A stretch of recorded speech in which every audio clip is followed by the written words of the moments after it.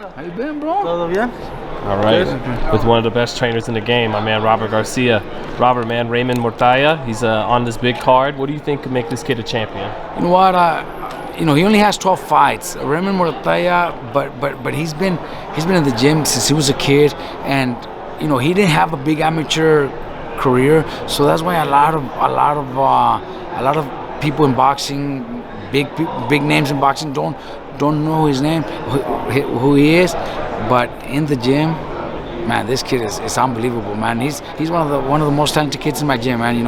I'm telling you, him and Bam Rodriguez, they're unbelievable, man. They both have similar styles. They both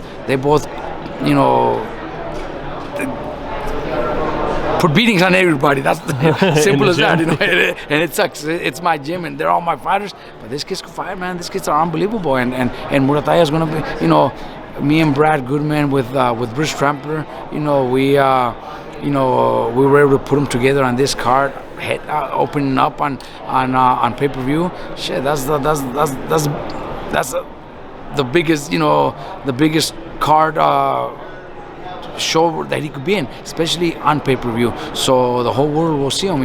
It took a few fights, me pushing and always telling everybody, put this guy, you guys got to see him, but eventually it was going to happen, and now he's got his opportunity, and he's gonna show what he really is all about. Has it gotten tough for you at all, just having all these fighters you have to train at once? You know what, it doesn't get tough because we have the whole, my gym.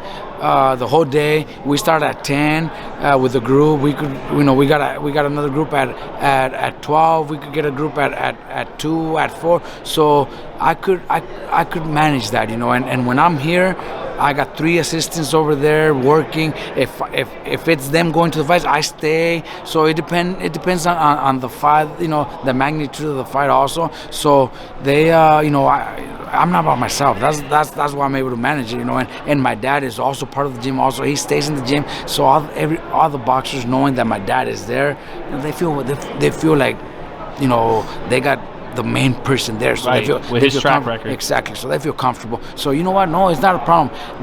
Sometimes it gets a little confusing when 2 fighters fight the same day. It's happened before. Mm-hmm. It happens. It just happened recently. Yeah.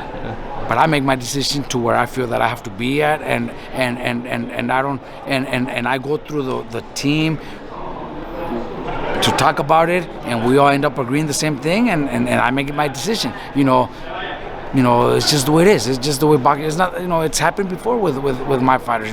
2 championship fights. Stevie Luevano and Brian Viloria, both defending their titles at different locations.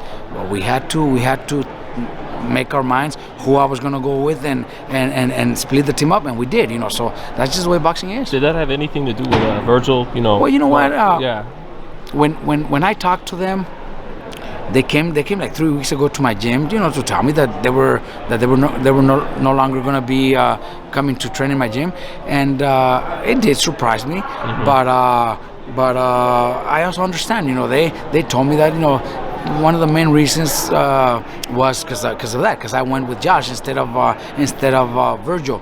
But the dad also mentioned that there was a few times where we had problems finding sparring partners. It did not happen in the last fight, because in this last fight, Joel Diaz had 2 guys coming over to spar with him. Joel Diaz, a lot of people think that me and him don't even talk. Man, we talk all the time. If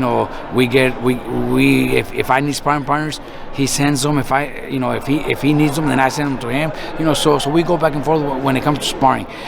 Manny Robles also was bringing in one of his guys to spar with Vergil, and plus I also have Espino, who was helping Vergil a lot. So the problem wasn't this fight, but the fight before, when he fought Hooker, we did have problem with sparring, because there was a moment where Vergil got sick with COVID, so nobody wanted to spar him. Even though we had our own guys in the gym, the only one that was able to help him was Tanahara, because he was also positive. So they were both positive, so they were sparring each other. And Tanahara is a lightweight, so he's not helping Vergil that that well. So we did have the problem in that training camp. But he got Still performed great. But still performed great against Hooker. So so when they came, they just said they were not, no longer going to come to me. So I thought they were going to do it on their own. I never thought or felt or heard that they might go to Eddie Reynoso. I don't even think they still have. I really don't know. But that was, I Is just that a thought. good fit? Why Reynoso not? with the Vergil? Why not? Yeah. Oh, definitely, Yeah. bro. Reynoso's on top of the world right now. Look, and not only is Reynoso on top of the world, but look at what he's done with Canelo. Ryan Garcia has looked much better. Or Valdez against Vergil. That performance was one of his best performances. So of course it's a good fit, and not only the thing that's going to help him, and I think Vergil's dad is looking into that too, is Reynoso's Mexican. He's got all the Mexican media following him, especially with Canelo, who's the best in the world, and he's Mexican. He's going to have all the Mexican media behind him. So Vergil there with him, Vergil's going to get all the Mexican attention to Mexico. Vergil's from the United States.